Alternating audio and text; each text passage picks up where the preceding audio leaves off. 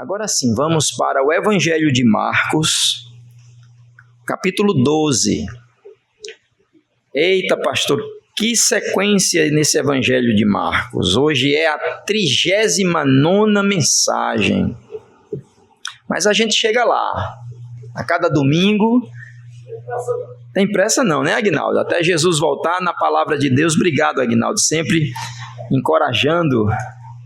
Espero que seja também a mesma atitude de todos os irmãos. A gente aprendendo aos pés de Jesus, na Bíblia, o que Jesus tem para nos ensinar. Evangelho de Marcos, capítulo 12. Antes de entrar no texto de hoje, eu quero dizer aos irmãos que o texto de hoje será a despedida de Jesus do templo. Lembra, irmãos, que o capítulo 11 começa Jesus entrando em Jerusalém, cumprindo uma profecia messiânica, montado em um jumentinho. Então ele vai até o templo, ele observa o templo, ele sai do templo e volta no outro dia. Lá, naquele outro dia, ele opera aquele milagre da figueira, e ali ele começa então a ter um embate com os religiosos. Os religiosos perguntam a Jesus assim: com que autoridade você faz estas coisas? Que coisas? Principalmente quando Jesus expulsa os cambistas do templo, aqueles que trocavam a moeda para poder fazer a compra dos sacrifícios para o templo em Jerusalém. Jesus, então, acusa a liderança religiosa de que eles estão fazendo do templo um covil de salteadores. É muito forte essa acusação. Então, o final do capítulo 11 e o capítulo 12 é esta tensão no templo. Então, Jesus conta uma parábola dizendo que eles estão rejeitando o Filho de Deus, não é? A parábola dos vinheteiros maus, dos lavradores maus, capítulo 12, verso de 1 a 12. A partir do versículo 13, vem a primeira incursão dos religiosos, que é os fariseus e os herodianos, e eles perguntaram a Jesus se era lícito dar tributo a César. Então, a gente viu esse texto, e Jesus desafiou aqueles homens dizendo: dai a Deus o que é de Deus. Então a gente tratou sobre esse assunto. Do versículo 18 ao versículo 27, Jesus teve a interpelação dos saduceus, e os saduceus perguntaram sobre a ressurreição. Era um grupo que não reconhecia a ressurreição como sendo bíblica, como sendo palavra de Deus. Eles não acreditavam. E Jesus disse àqueles homens: vocês erram muito, vocês estão muito errados em nem conhecer as Escrituras e nem o poder de Deus. Semana passada a gente viu quando um escriba, já é um outro homem, a partir do versículo 28, um escriba pergunta a Jesus qual é o maior ou o primeiro mandamento. Então Jesus resume a lei de Moisés e os profetas dizendo que o maior dos mandamentos é amar a Deus de todo o seu ser. Então ele diz coração, mente, vontade, força, e amar o seu próximo como a si mesmo. Esses dois mandamentos resumem então a lei e os profetas. Aquele escriba disse: de fato, mestre, isso é verdade. E Jesus disse a ele que ele não estava longe do reino de Deus. E a gente falou sobre o drama do quase. Você quase está no reino e não está, é a mesma coisa. E ele precisava então se arrepender. E a gente aplicou sobre este assunto. Jesus está prestes, irmãos, a sair do templo. Hoje vamos ver isso. Mas a saída de Jesus do templo não termina com este tom negativo da tensão dos religiosos. Não. Jesus começa fazendo um discurso, falando da sua identidade messiânica. A gente vai ver do versículo 35 ao 40. E na última visão que Jesus tem do templo, é de uma viúva pobre, e que ela ofertou mais do que todos que estavam ali. Então o capítulo 12 fecha com esta cena. Enquanto que os religiosos disputam como vai matar Jesus, olha só, irmãos, que coisa. Enquanto que os religiosos querem saber como vai pegar Jesus para matar, Jesus vê uma viúva tão pobre, e ele diz que aquela mulher foi a mulher que melhor ofereceu um sacrifício ao Senhor. Então, nesta noite, irmãos, eu quero tratar sobre o tema quem é Jesus, que é o tema geral de Marcos, e Jesus é o filho de Davi, o Messias, o rei, e que ele merece o nosso melhor. Ele merece o nosso melhor. Vamos para o texto? Marcos capítulo 12, a partir do versículo 35. Marcos capítulo 12, versículo 35, o texto diz: E falando Jesus, lembra, Jesus está no templo, dizia,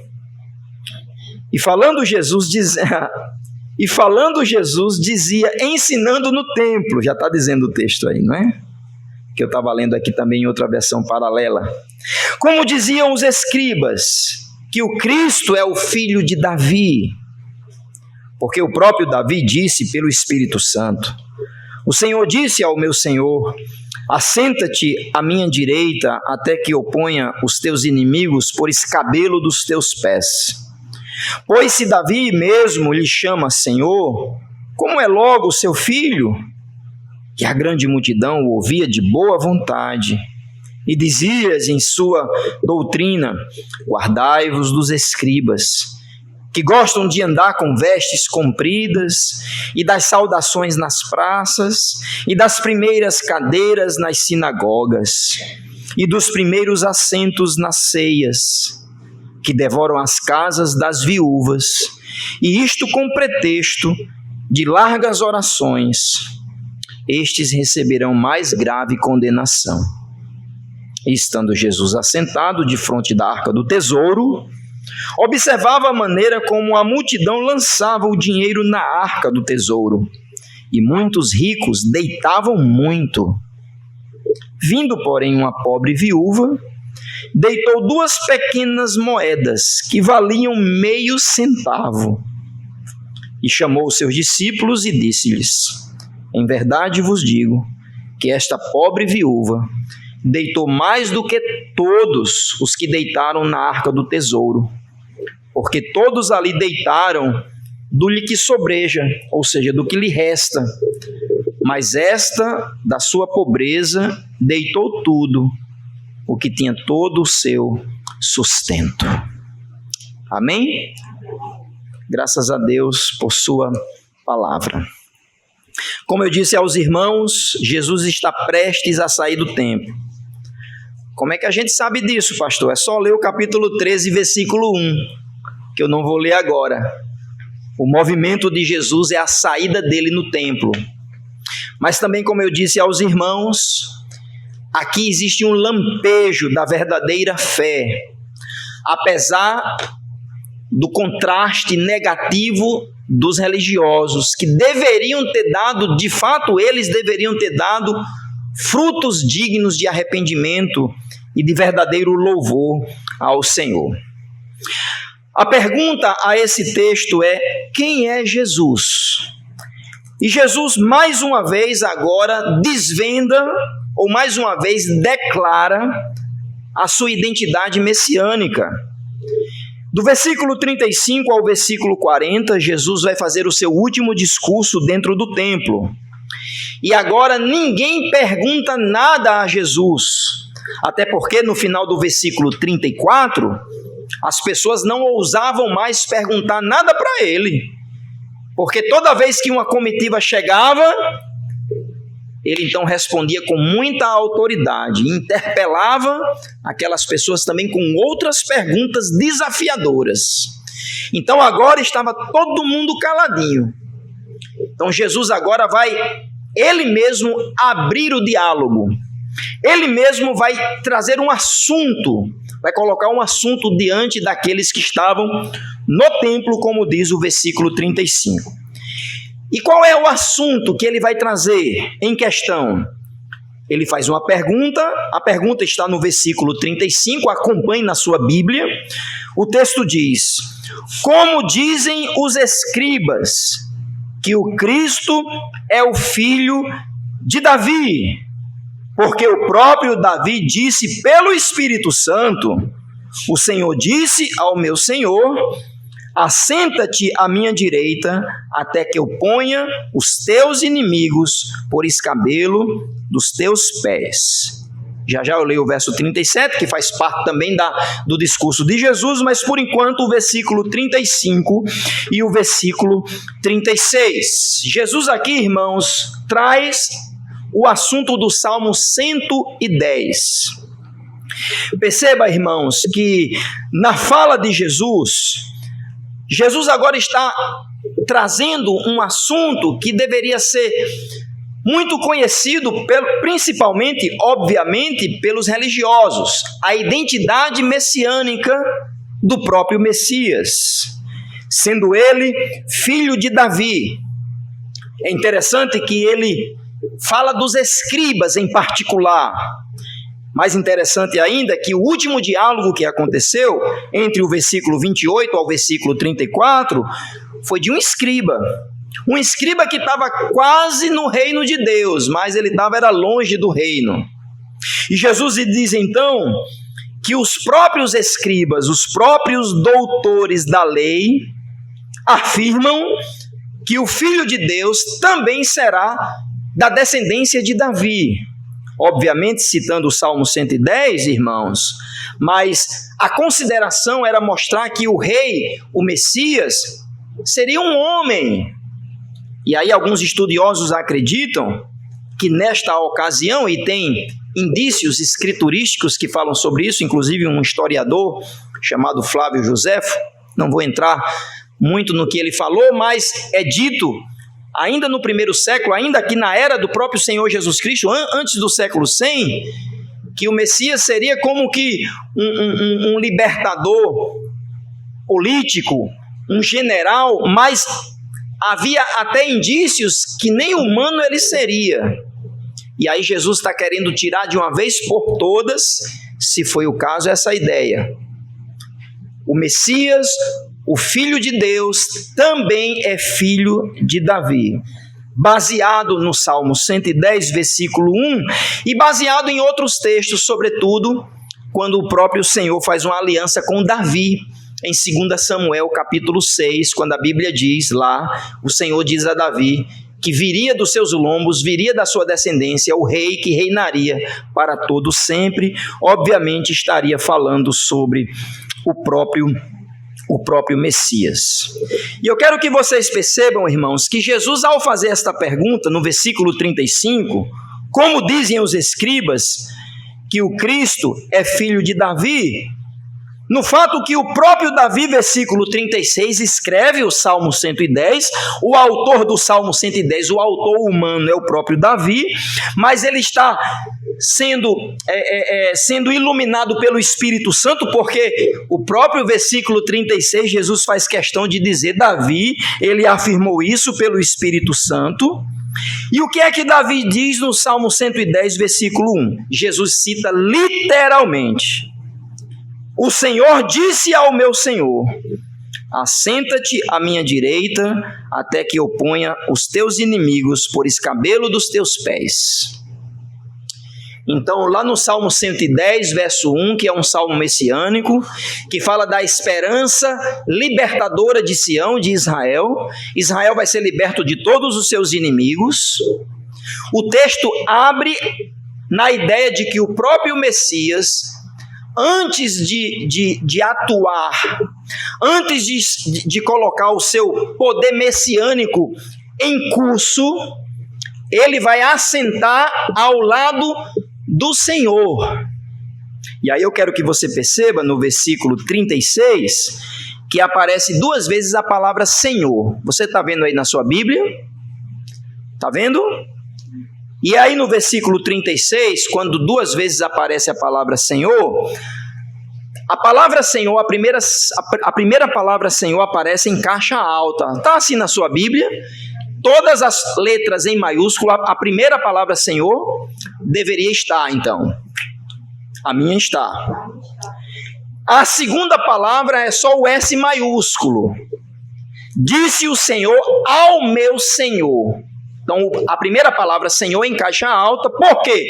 Porque no Salmo 110, verso 1, essa palavra é a palavra Yahvé. A gente conhece, né? Fazendo uma tradução no português que nem tem nada a ver, mas Jeová, Javé, conforme você já ouviu, é o tetragrama de Deus, as 4 consoantes que significa eu sou o que sou, eu sou o eterno. Então essa primeira palavra, Senhor, é esta palavra que aparece no Antigo Testamento.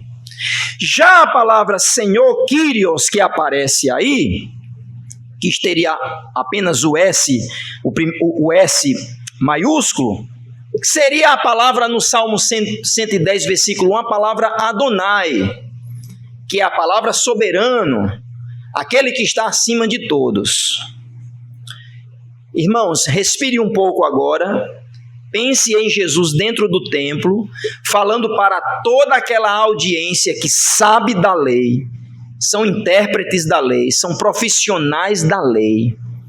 E Jesus está dizendo assim: como é que os escribas dizem que o próprio Messias é filho de Davi, ao ponto que o próprio Davi chamou o seu filho de Senhor. Disse o Senhor ao meu Senhor: assenta-te à minha direita, até que eu coloque todos os seus inimigos debaixo dos seus pés. Ao declarar isso, Jesus está dizendo que ele é o Messias. Agora, claro que o texto não é claro em relação a isso, mas essa aqui seria a última declaração messiânica, clara e notória.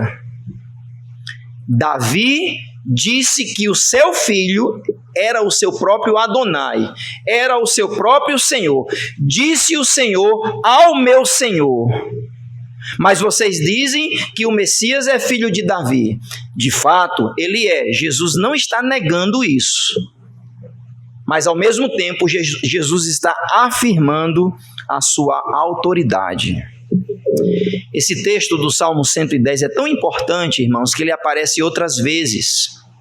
Inclusive, há quem diga que ele é o salmo mais citado no Novo Testamento. Realmente, em Atos capítulo 2, a partir do versículo 34, Pedro, ele menciona este salmo no seu sermão, o sermão que ele faz em Atos capítulo 2, 3 mil pessoas se convertem ali.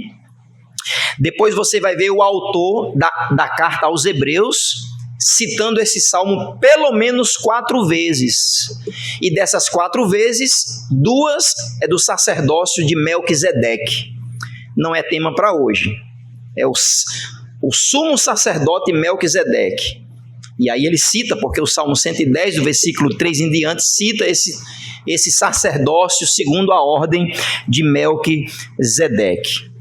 E a ideia do Messias à direita de Deus é amplamente difundida no Novo Testamento. Você vai ver em Romanos capítulo 8, 34, você vai ver em Efésios 1, versículo 20 a 22, você vai ver em Colossenses capítulo 3, verso 1, 1 de Pedro capítulo 3, verso 22, em Hebreus 3 vezes fala de Jesus Cristo assentado à destra de Deus. Perceba, irmãos, atenção, ao reivindicar o Salmo 110, em sua última declaração dentro do templo, Jesus está dizendo assim: vocês estão rejeitando o Filho de Deus, que vocês deveriam estar chamando de Senhor. Na realidade, vocês vão me rejeitar, porque vocês não aceitam, eles não entenderam o caráter sofredor do Messias. Entendiam o aspecto libertador de um grande general que haveria de libertar Sião, mas não entenderam a humanidade do Messias, de fato o filho de Davi, que seria então rejeitado. E ao reivindicar o Salmo 110 para si, Jesus Cristo então escancara a cegueira dos religiosos. Porque era nessa hora que eles poderiam dizer: é o Senhor, o filho de Davi. Que o próprio Davi disse do Senhor. Disse o Senhor Deus e Yahvé para Adonai, o Senhor. Disse o Senhor ao meu Senhor: assenta-te aqui, até que os seus inimigos estejam debaixo dos seus pés. Veja versículo 37. Jesus vai trazer o desfecho, dando um nó teológico na cabeça daqueles que deveriam entender que ele era o Messias, o filho de Davi. E aí, irmãos, por curiosidade não, mas por conexão, no próprio livro de Marcos, quando Jesus está chegando perto em Jerusalém, já eu leio o verso 37, que eu disse, mas aí eu vou abrir esse parêntese. Quando Jesus está chegando perto de Jerusalém, ele passa por Jericó e lá tem um cego chamado Bartimeu. Vocês lembram? Bartimeu significa filho de Timeu. Vocês lembram o que é que aquele cego chama Jesus no meio da multidão? Jesus, filho de Davi. Agora veja, um cego. Enquanto que a religiosidade achava que conhecia tudo, que via tudo, um cego disse: Jesus, filho de Davi, tenha misericórdia de mim. Quem estava cego eram esses homens, irmãos, cegos espirituais. E aí Jesus, para dar o desfecho no nó que ele vai dar na cabeça desses homens cegos espiritualmente falando, veja o versículo 37.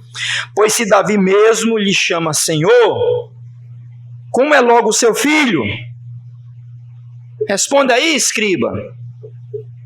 Se o próprio pai chama o filho de Senhor, isso seria dia de hoje, eu nem sei, pode ser que até que exista por aí, viu? Ter pai chamando o filho de senhorzinho, de reizinho. Aqui, na época de Jesus, era algo fora. O pai chamar o filho de Senhor? Aí ele diz aos escribas: como é que Davi chama o seu próprio filho de Senhor? Me explique aí a identidade messiânica. O texto diz, versículo 37, e a multidão ouvia de boa vontade. Esse é o último discurso, irmãos, de Jesus. A multidão estava interessada. Os escribas, os religiosos, os fariseus, o sinédrio já estavam em conspiração para matá-lo. E Jesus então faz a última declaração no que se refere à condenação deles. No texto de Mateus, em paralelo a esse, o discurso é maior. Aqui a gente só vê do 38 ao 40, mas lá Jesus repete 6 vezes a palavra hipócritas. Hipócritas, vocês que hipócritas. Mateus descreve mais esse discurso pesado de Jesus, em condenação àqueles que não viram Jesus como Messias. Mas aqui a gente vai se restringir à leitura de Marcos. Versículo 38, atenção, o texto diz... Versículo 38, a Bíblia diz que... dizendo ainda em sua doutrina: guardai-vos dos escribas. E essa palavra guardai-vos é uma palavra muito forte. Jesus está dizendo: tenham cuidado, prestem atenção. Literalmente a palavra é observem, vejam bem como eles procedem. E aí ele segue dizendo: guardai-vos dos escribas, que gostam de andar com vestes talares, de saudações nas praças, que buscam as primeiras cadeiras nas sinagogas, buscam os primeiros lugares nos banquetes, versículo 40, que devoram as casas das viúvas, para justificar, fazendo longas orações, estes sofrerão juízo severo. O que é que Jesus está dizendo é que eles eram hipócritas, eles viviam de aparência, vestes talares eram vestes compridas, vestes que voavam ao andar. É muito interessante essa palavra. Imagine uma roupa tão pomposa que você vai vindo e as asas vai batendo. Pronto, essa é a ideia de uma roupa muito fina, da aristocracia, da riqueza mesmo, roupa de festa. E eles andavam no dia a dia com essas roupas. Eles gostavam das saudações nas praças. Eles gostavam de ser observados, gostavam de ser ovacionados pelo povo. Eles gostavam das saudações pela praça. Eles gostavam das primeiras cadeiras, tanto no serviço religioso, nas sinagogas, como nos grandes banquetes, porque eles queriam ser reconhecidos, eles queriam ter a honra, a primazia. Aí eu pergunto aos irmãos, Jesus está condenando apenas roupas chique? É pecado você se vestir chique? Claro que não, irmãos. É pecado você sentar em um culto na frente? Talvez para o batista regular né? Brincadeira, mas o nosso povo é interessante. Aí eu preciso abrir esse parênteses. Tem 1000 cadeiras na frente. Aí lá atrás está cheio, o povo só quer ficar atrás. Não tem nada a ver com esse texto, irmãos. O importante é o seu coração. É o que Jesus está dizendo. Ah, pastor, não quero sentar na frente não, porque o povo vai pensar... O povo não vai pensar nada. Quem deve pensar no seu coração é Jesus. Ok? E eles buscam essa primazia, eles buscam esse destaque. Porém, irmãos, eu queria destacar com mais cautela o versículo 40. Versículo 40, atenção. O texto diz que eles devoram as casas das viúvas. O que é isso? Devorar a casa das viúvas. Calma, não é que eles comiam muito não, viu? Pastor, eles chamavam o povo para almoçar, as viúvas chamavam eles para almoçar e para jantar, eles comiam tudo que tinha lá. Não.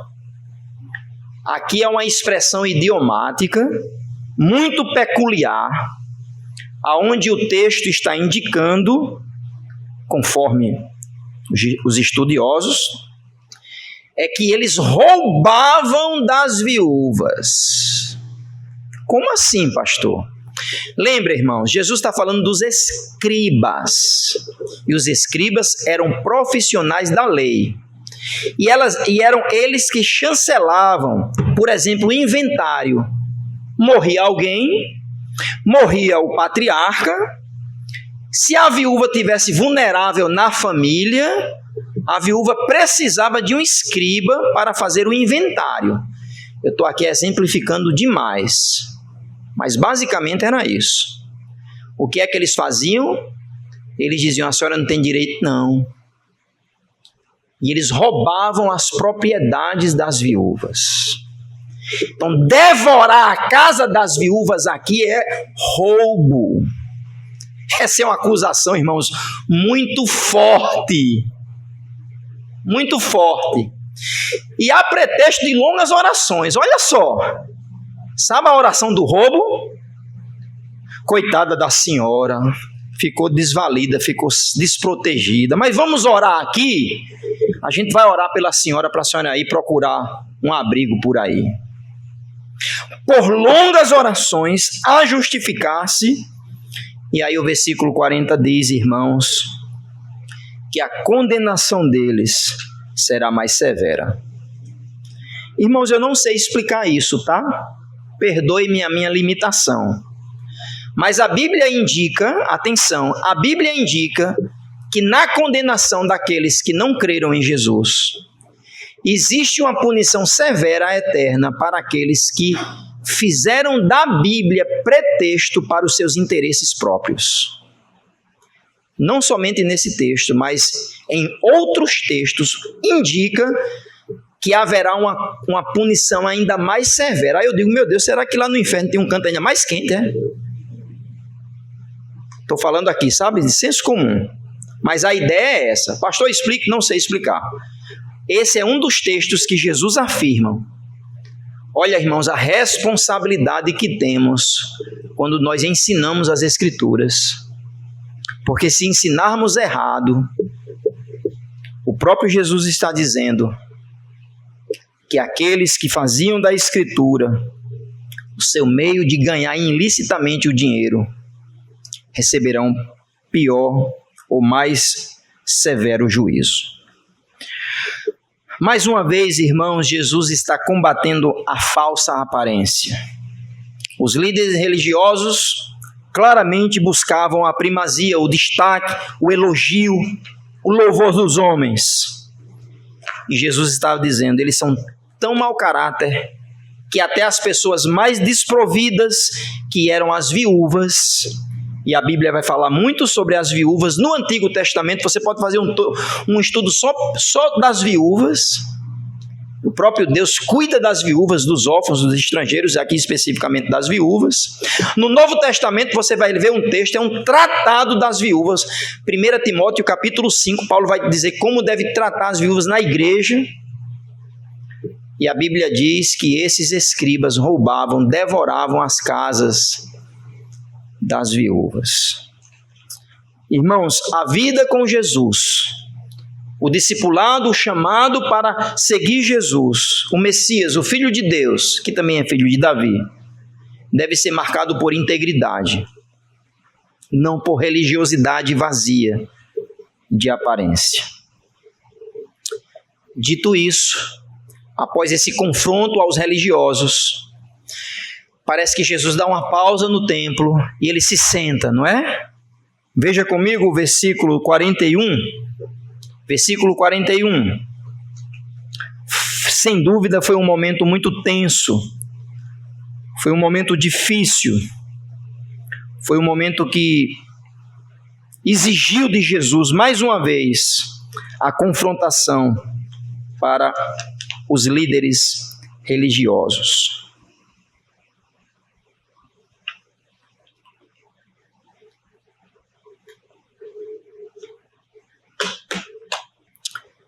Versículo 41, o texto diz: E estando Jesus assentado defronte da arca do tesouro, observava a maneira como a multidão lançava o dinheiro na arca do tesouro. E muitos ricos deitavam muito. Então Jesus está no templo ainda. Agora ele está sentado, ele está observando. O cenário, além de ser o templo, era o momento do ofertório. O Antigo Testamento regulamenta de forma muito clara, irmãos, o momento do ofertório para o culto no Antigo Testamento. Êxodo 25, por exemplo, fala do ofertório já no tabernáculo. Lá não se fala sobre uma moeda corrente, mas se fala sobre a 10ª parte de bens, de animais e tudo mais. Você vai ver isso em Êxodo 25, Êxodo 35, Êxodo 30. Em Levítico, há a regulamentação das ofertas em mantimento, tanto do templo como do ofício dos sacerdotes e dos levitas. No contexto do próprio templo, quem é que faz o templo? Antigamente era um tabernáculo, dado o modelo para Moisés ao povo de Israel. Aí depois o tabernáculo é substituído por um templo físico. Quem foi que construiu o templo? Salomão. Vocês lembram disso? Davi quer construir, mas Deus não permite. Então Salomão constrói o templo e lá existe mais uma vez, dentro da lei de Moisés, a regulamentação. Agora, diferentemente do tabernáculo, a gente percebe, 1 de Reis 7:8, 2 Crônicas 5-7, que há uma dinâmica diferente. Inclusive, é em 2 Crônicas, a partir do capítulo 31, que já aparece a organização do recolhimento de ofertas no que se refere à própria moeda corrente da época. Então, tudo isso está no Antigo Testamento. Depois eu fiz algumas referências rápidas, posso mostrar aos irmãos.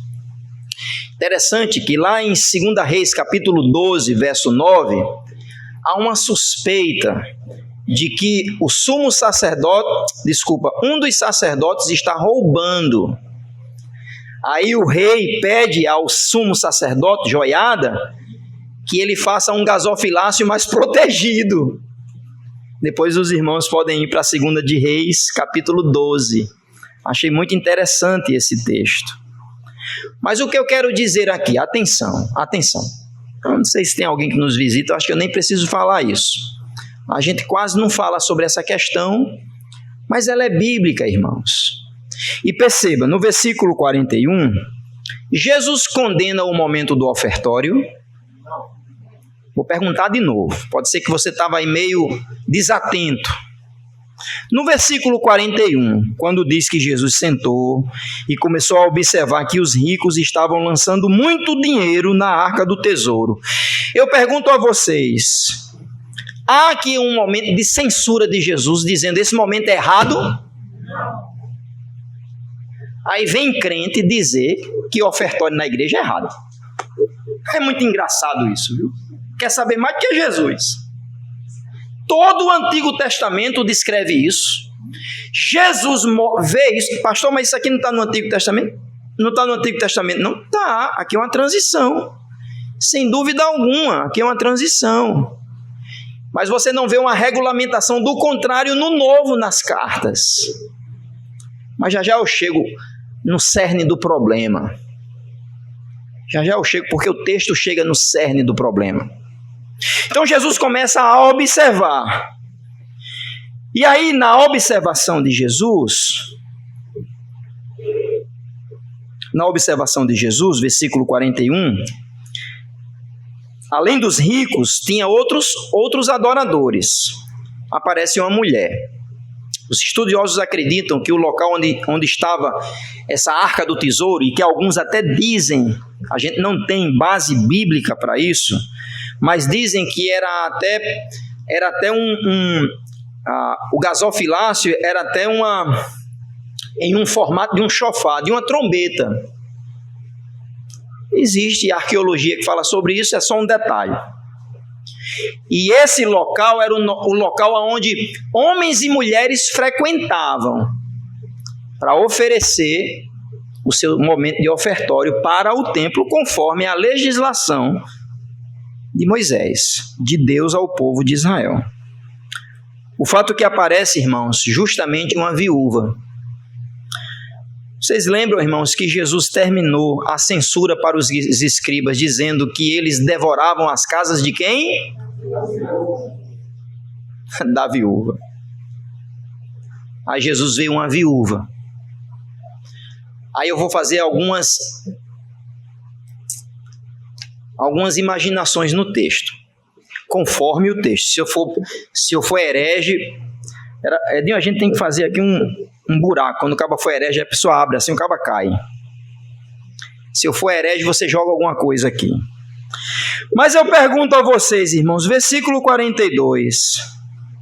Essa viúva era pobre, vindo, porém, uma viúva pobre. Então eu posso imaginar, o texto não diz, mas eu posso imaginar que ela não estava com uma roupa boa, não, de festa, não. Eu estou imaginando, não está no texto, tá? Porque lembra que os escribas usavam roupas que flutuavam? Roupas talares é isso, que flutuam. Roupas compridas. Parece aquelas capas do Supremo Tribunal Federal. Nada a ver, né? Nada a ver com a história aqui.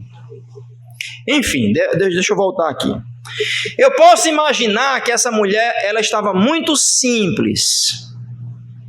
Talvez com roupas muito, muito desgastadas.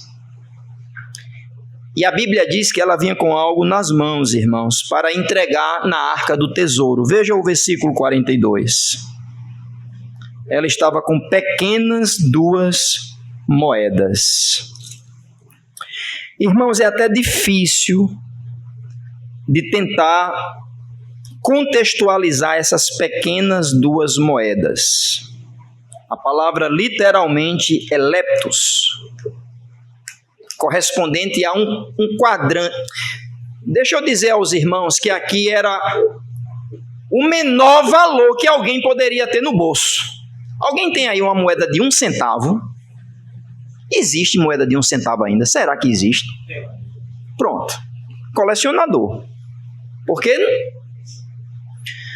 para a correspondência de hoje, essas moedas, esses leptons, que eram moedas de cobre, talvez era como se fosse 1 centavo de hoje. Eu pergunto a vocês, meus irmãos, essa moedinha dessa mulher, essas 2 moedinhas dela, fazia diferença no sustento do templo? Ia fazer diferença? Nada. Talvez se o tesoureiro, o sacerdote lá estivesse contando, ele ia dizer, mas rapaz, quem é que ofertou isso aqui e jogasse fora? Desse um menino lá, um menino. Estou só dizendo, eles não faziam isso não, tá? Mas foi aqui, irmãos, veja o versículo 42, que Jesus viu naquele ato daquela mulher pobre, com aquele recurso tão insignificativo, um ponto para ensinar aos seus discípulos. Lembra que nessa tensão do templo Jesus ensina aos discípulos? Ele já tinha ensinado sobre fé, oração e perdão, e agora sobre o coração dos discípulos. Versículo 43, então, a Bíblia diz que Jesus chamou seus discípulos. Aqui não é para a multidão, aqui não é para os religiosos, aqui é para um grupo seleto de pessoas que estavam acompanhando Jesus, certamente os 12, inclusive Judas, que era avarento e ladrão, que ele roubava da bolsa. A Bíblia diz que Jesus chamou seus discípulos e disse, em verdade vos digo. Lembra quando ele diz em verdade? Eu já expliquei isso aqui. Preste atenção. O que eu vou dizer agora é de suma importância.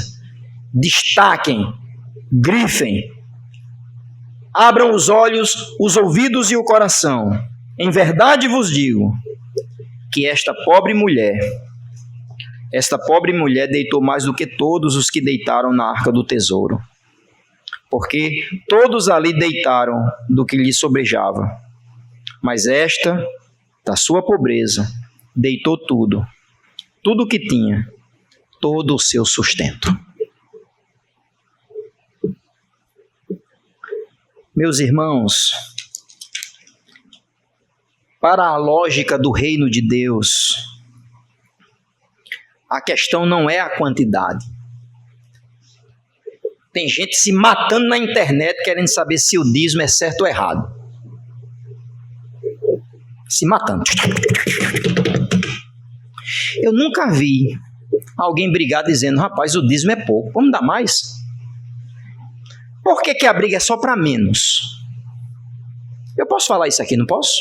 Estamos em casa, o texto está dizendo claramente, a questão não é valor, a questão é o seu coração avarento, miserável. O meu coração avarento, miserável, não é valor, porque na lógica do reino de Deus, aquela mulher que deitou 1 centavo, eu estou aqui traduzindo para a nossa linguagem, deu mais do que todos os ricos, porque não tem lógica no reino humano, não faz sentido, Senhor, como é que a gente vai pagar as contas com 1 centavo? Mas para o Senhor, por que ela deu mais? Porque o texto diz que ela deu tudo. E mais, irmãos, ela não era obrigada a dar tudo.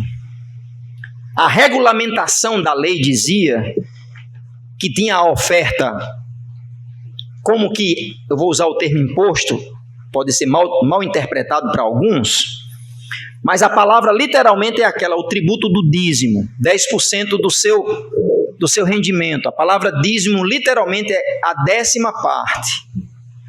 Mas a oferta ela é voluntária, você dá o que você quiser. Jesus não está classificando se isso foi dízimo ou não foi dízimo. O que Jesus está dizendo é o que essa mulher fez, os discípulos deveriam entender, que ela fez mais do que todos que estavam dentro do templo. E a questão, irmãos, não é quantidade, mas é qualidade. Você percebe isso aqui? Aí as pessoas leem esse texto e dizem, então 1 centavo eu estou bem na fita. Não entende que o coração do texto não é fazer conta. O coração do texto a pergunta é, aonde está o seu coração? E as pessoas brigam se 10% é ou não é bíblico.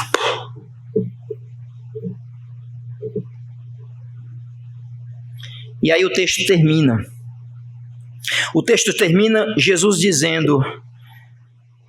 Por que que aquela mulher, ela ofertou mais do que todos? Atenção ao versículo 44.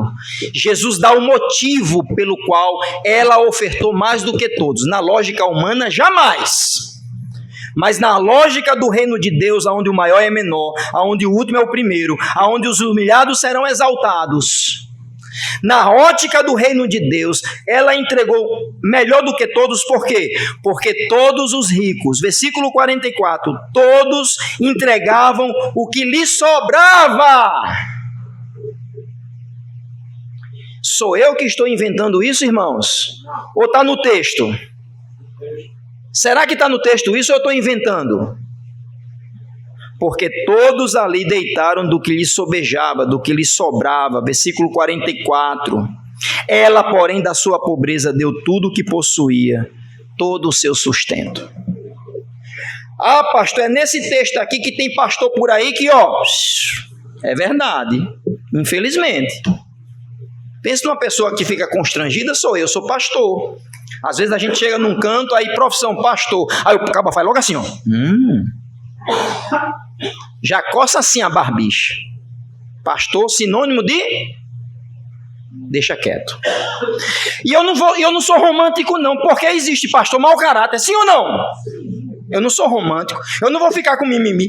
Essa pessoa achou que eu sou... Não, pastor. Você me conhece? Você me conhece? Não. Quem me conhece são meus irmãos, que eu estou aqui há quase 10 anos. Aí pode me repreender, se for o caso. Mas uma pessoa que me vê na internet ou em qualquer lugar, eu, sou pastor. Mas eu vejo os maus olhares por causa de mau caráteres por aí, que usam desse texto para usurpar do rebanho. É verdade. Mas vamos deixar isso de lado e vamos pensar no que o texto está dizendo, deixando os maus exemplos do lado. A pergunta é: como está o nosso coração? A gente faz conta, é? Se sobrar, é para Deus. Se sobrar, é para o Senhor. Eu vou dizer, meus irmãos, tem muita oferta dada a Deus, ao Senhor Jesus. Eu tenho certeza, eu já fiz isso, que Ele repugnou. Cabe você se autoavaliar também. Essa é uma das mensagens que é maior do que o pregador. E aqui, irmãos, é o ensino para nós discípulos. Aonde está o nosso coração? Porque a palavra oferta, você sabia que traz a ideia de sacrifício? Você sabia? A raiz da palavra holocausto, oferta, no Antigo Testamento, é sacrifício. E Jesus está dizendo que ela, de fato, ofertou com sacrifício. Mas os que deram pelo que sobravam, nada adiantou. Lembrei de Davi estudando esse texto. Davi quer oferecer ao Senhor um holocausto. O templo ainda não está construído em Siló. E aí Davi peca contra o Senhor e vem uma praga contra Israel. Aí Davi, quando termina, Deus diz: ofereça um holocausto. Aí Davi quer comprar uma eira, um local, uma colina. E ele vai procurar o preço, o dono. Aí quando o dono vê que é o rei Davi, diz: que é isso, meu rei? Não, eu dou ao Senhor. Olha o que Davi diz: não, isso vai ser uma oferta ao Senhor. Não pode ser doado, porque tem que ser sacrificial. Aí ele diz lá, eu estou parafraseando: sacrifício tem a ver com entrega. Com entrega. Entrega sacrificial. Tem que valer a pena. Hoje a gente viu a igreja de Filipos, quem estava aqui de manhã, não foi? A maneira como eles generosamente ajudaram os pobres em Jerusalém.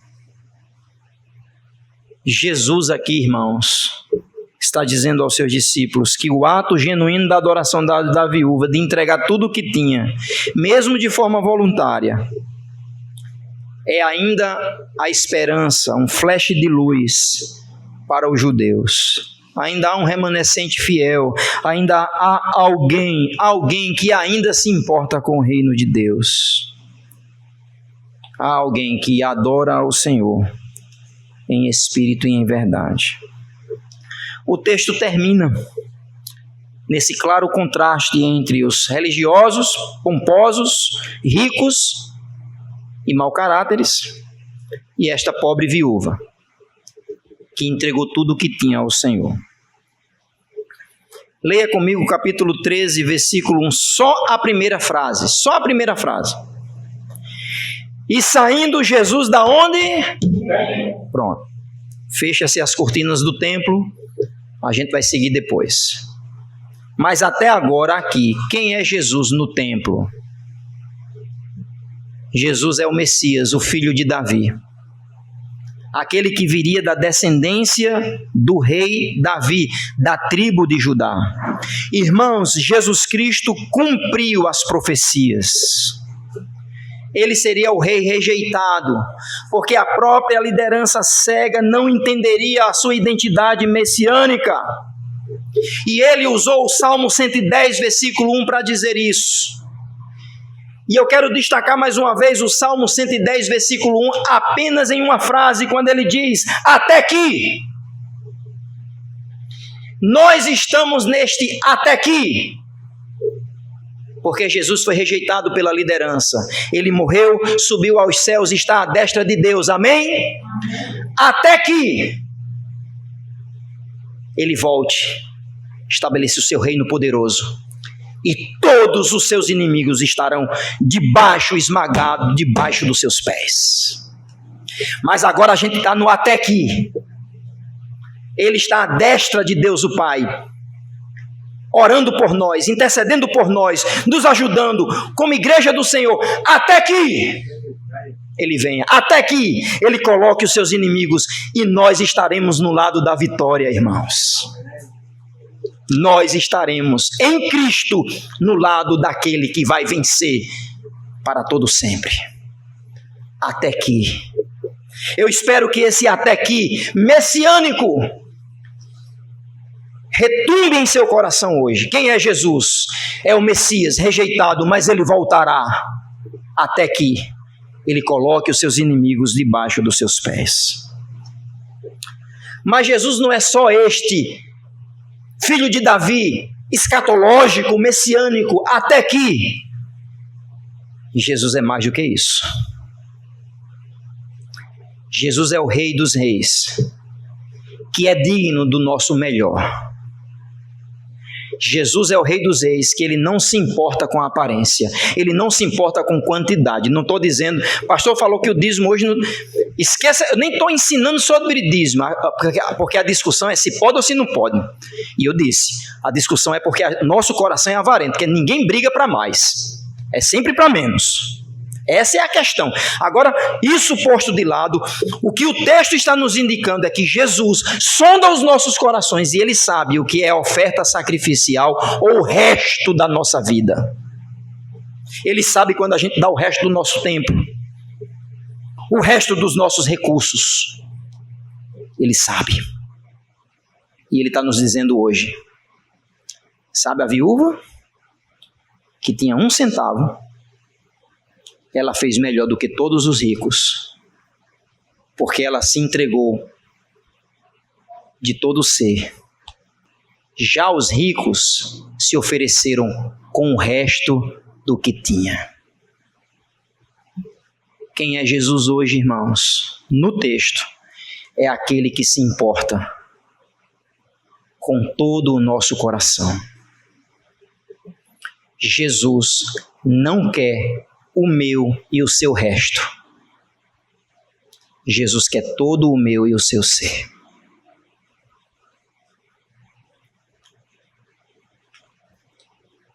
Como disse, essa é uma das mensagens que é muito maior do que o pregador. E que o Senhor tenha misericórdia de nós. Obrigado, Senhor, por tua palavra.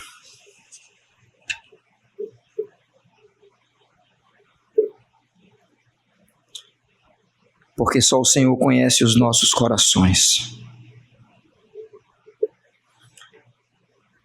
e que somente Jesus Cristo, que é o teu Filho, sendo o filho de Davi, o Rei dos Reis, rejeitado e agora está à tua destra, até que volte. Louvamos ao Senhor, porque também estaremos ao lado dele na vitória. E enquanto ele não volta, ele está sentado observando os nossos corações. Será que somos religiosos de aparência? Ou será que somos como a viúva, que doou todo o seu coração?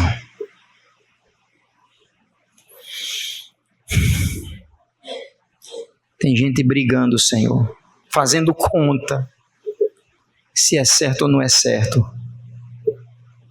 Dar o dízimo, ofertar na igreja. Meu Deus, Senhor, tenha misericórdia de nós. Mas não sejamos como estes. Como discípulos, venhamos a nos ofertar por inteiro. E não dar ao Senhor o resto, porque o Senhor não é digno do que resta, mas é digno de todo o nosso ser. Então, até que o Senhor volte, nos ajude a nos entregar por inteiro. Tudo que somos, tudo que temos,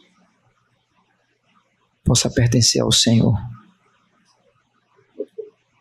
Traz arrependimento ao nosso coração, ao meu coração. E ajuda-nos até que o Senhor volte. Ajuda-nos.